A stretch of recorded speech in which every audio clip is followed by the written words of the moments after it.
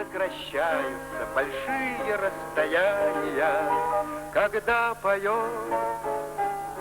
далекий друг.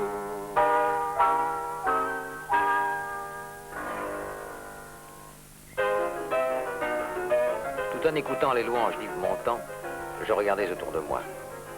Un travail, une énergie et un enthousiasme indéniables. Un très lourd passé et une éclatante confiance en l'avenir. D'énormes lacunes et la ferme volonté de les combler. En enregistrant aussi objectivement que possible ces images de la capitale yakoute, je me demandais franchement à qui elle ferait plaisir, puisqu'il est bien entendu qu'on ne saurait traiter de l'URSS qu'en termes d'enfer ou de paradis. Par exemple, Yakoutsk, capitale de la République socialiste soviétique de Yakoutie, est une ville moderne, où les confortables autobus mis à la disposition de la population croisent sans cesse les puissantes hymnes triomphes de l'automobile soviétique. Dans la joyeuse émulation du travail socialiste, les heureux ouvriers soviétiques, parmi lesquels nous voyons passer un pittoresque représentant des contrées boréales, s'appliquent à faire de la Yakoutie un pays où il fait bon vivre. Ou bien, Yakoutsk, à la sinistre réputation, est une ville sombre, où tandis que la population s'entasse péniblement dans des autobus rouges sang, les puissants du régime affichent insolemment le luxe de leurs hymnes, d'ailleurs coûteuses et inconfortables.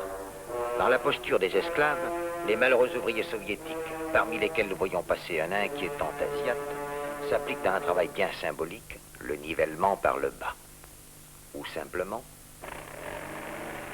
à Yakoutsk, où les maisons modernes gagnent petit à petit sur les vieux quartiers sombres, un autobus moins bondé que ceux de Paris aux heures d'affluence croise une Zim, excellente voiture que sa rareté fait réserver au service public.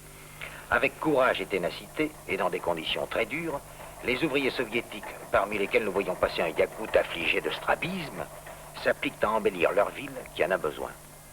Mais l'objectivité non plus n'est pas juste. Elle ne déforme pas la réalité sibérienne, mais elle l'arrête, le temps d'un jugement. Et par là, elle la déforme quand même. Ce qui compte, c'est l'élan et la diversité. Ce n'est pas une promenade dans les rues de Yakoutsk qui vous fera comprendre la Sibérie. Il y faudrait un film d'actualités imaginaires, pris aux quatre coins du pays. Je vous le projetterai par exemple dans le joli cinéma verni de Yakoutsk, et je vous le commenterai à l'aide de ces tournures sibériennes qui sont déjà des images.